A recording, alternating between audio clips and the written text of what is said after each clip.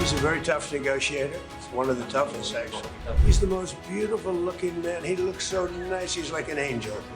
But actually, he's as tough. He looks so good. So he gets you by surprise. People say he's such a nice man. I said, no, he's very tough.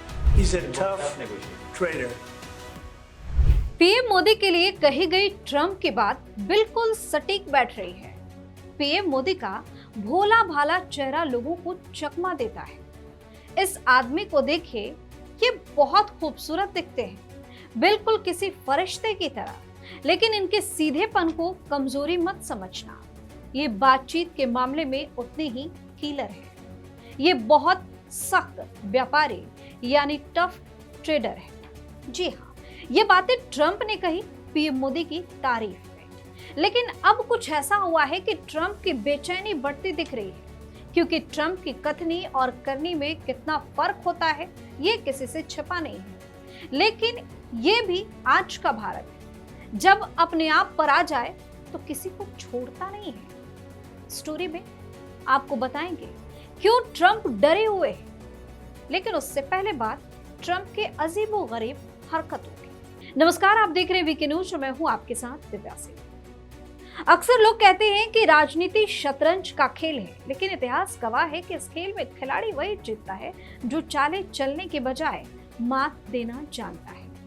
एक फिल्मी dialogue भी है, आप और हमने सबने सुना है, हमें तो अपनों ने लूटा, गैरों में कहाँ दम था, मेरी किस्तें थी डूबी वहां जहां पानी कम था। लेकिन आज की दुनिया की कहानी कुछ और है। आज पानी गहरा है और कश्ती उस भारत की है जिसे कभी कमजोर समझने की भूल की गई थी। लेकिन अब अमेरिकी राष्ट्रपति ट्रंप के चेहरे पर वो बेचैनी साफ छलक रही है, क्योंकि दिल्ली में मोदी ने एक ऐसा चक्रव्यूह रचा है जिसमें ट्रंप और उनकी कूटनीति दोनों उलझ कर रह गए। तारीख 17 जून 2026 फ्रांस में G7 का मंच था। वहां दुनिया ने देखा कि कैसे ट्रंप पीएम मोदी की तारीफों के पुल बांध रहे। उन्होंने पीएम मोदी को फरिश्ता कहा, उनके सीधेपन को सराहा और मजाक में यह तक कह दिया कि अगर मोदी के रहते किसी ने भारत पर आंख उठाई तो अमेरिका बीच में कूद पड़ेगा। लेकिन जैसे ही ये सुर्खियां ठंडी हुई, अगले ही दिन जो खबर अखबारों में छपी उसने पूरी दुनिया को सन्न कर दिया। व्हाइट हाउस और पेंटागन ने अपनी इंडो पैसिफिक कमांड के नाम से इंडो शब्द को हटा दिया। मतलब एक तरफ दोस्ती का मुखौटा और दूसरी तरफ कूटनीतिक चालें। ट्रंप का यह दोहरापन साफ था। एक तरफ मीठी बातें और दूसरी तरफ नाम से भारत की पहचान मिटाने की कोशिश।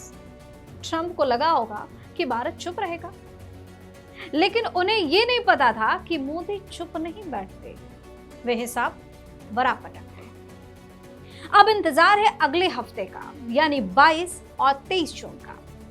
दिल्ली की गलियां एक ऐसी गवाह बनने जा रही हैं जिसे देखकर व्हाइट हाउस के गलियारों में सन्नाटा पसर जाएगा। दिल्ली में ब्रिक्स देशों के राष्ट्रीय सुरक्षा सलाहकारों की अहम बैठकें होने जा रही हैं। आप कहेंगे कि इसमें क्या बड़ी बात है, तो सुनिए, इस बैठक की मेजबानी भारत कर रहा है और इसके इर्द गिर्द जो चेहरे होंगे वो ट्रंप की रातों की नींद उड़ाने के लिए काफी है। एक तरफ रूस के सर्गेई शोइगु होंगे, दूसरी तरफ चीन के वांग यी होंगे और साथ में ईरान का प्रतिनिधित्व भी होगा। यानी वो देश जिससे अमेरिका आज अपना सबसे बड़ा दुश्मन या चुनौती मानता है, वो सब एक साथ भारत की राजधानी में बैठकर नीति बनाएंगे। भारत उन्हें लीड कर रहा है। इसे कहते हैं कूटनीति का असली खेल। ट्रंप ब्रिक्स से नफरत क्यों करते हैं? क्योंकि उन्हें डर है। उन्हें डर है कि अगर ये देश एक साथ आए और अपनी कोई नई करेंसी ले आए तो डॉलर का जो रुतबा सदियों से है वो रेत की तरह ढह जाएगा। ट्रंप चाहते हैं कि दुनिया उनकी मर्जी से चले, लेकिन मोदी ने भारत को उस मुकाम पर खड़ा कर दिया है जहां हम पश्चिमी वर्चस्व के सामने झुकते नहीं, बल्कि नए रास्ते बनाते हैं। ब्रिक्स का विस्तार हो चुका है।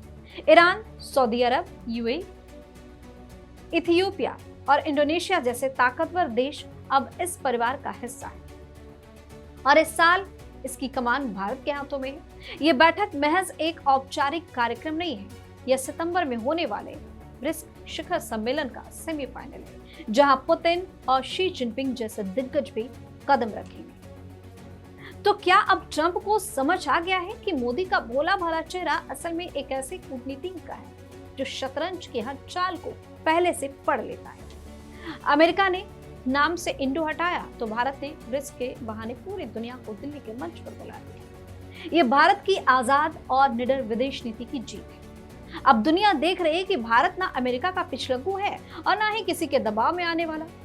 भारत अपनी शर्तों पर दुनिया के साथ चल रहा है। आने वाला समय बताएगा कि ट्रंप की हड़बड़ाहट और भारत की इस कूटनीतिक धाक का नतीजा क्या होगा।